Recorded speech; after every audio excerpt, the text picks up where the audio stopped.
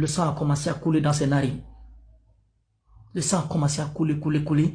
C'est comme, vous allez m'excuser, hein, c'est comme on égorge un poulet. Vous voyez, quand on égorge un poulet, le poulet, avant de mourir, il tremble. Il attend de trembler.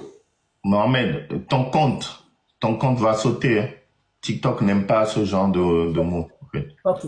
Et c'est comme ça, on voit Etienne Yakanou est là, attend de se secouer à terre. Et pour moi, quand j'ai vu le gars, dès c'est que ce gars est parti. Agbenda, lui, il est parti. À un moment, ces éléments sont rentrés, qu'ils étaient sur la garde par la fenêtre, ils regardent, et on voit le corps, le gars qui est mélotté, puisqu'il était mélotté au pied, le gars est au sol. C'est de là que les éléments disent, ah, chef, dans le langage militaire. On rentre dans le bureau, on rentre dans le conteneur là où on était tous. On vient, on trouve Etienne Yakanou, on le démélote. Le capitaine Angba essaie de ne pas piter le coup, ils sont arrivés, ils l'ont vu. Il prend le téléphone, il appelle le procureur.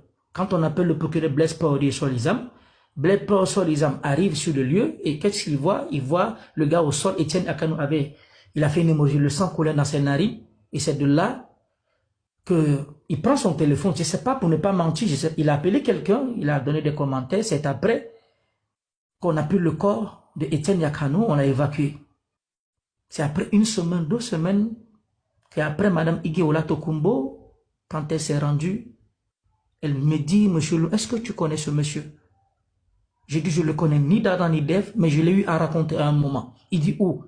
J'ai dit, à la gendarmerie. Où à la gendarmerie? Tu peux nous amener? J'ai dit, oui. On me prend, on m'amène sur les lieux. J'ai dit, c'est ici que je l'ai trouvé.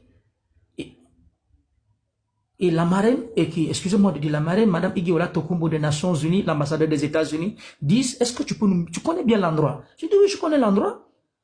On est rentre, la gendarmerie est tellement dans les coulisses de la gendarmerie, la voiture traverse, les nations, eux, ils ne savent pas pourquoi nous amener la gendarmerie. Le ministre de la Justice était là, on arrive sur les lieux, je dis, ici c'est une chambre, c'est un conteneur. Madame Igué des Nations Unies, les Américains sont là, ils disent que, mais vous, mais ça c'est un conteneur. Je dis, non, c'est un conteneur, mais on met des gens à l'intérieur.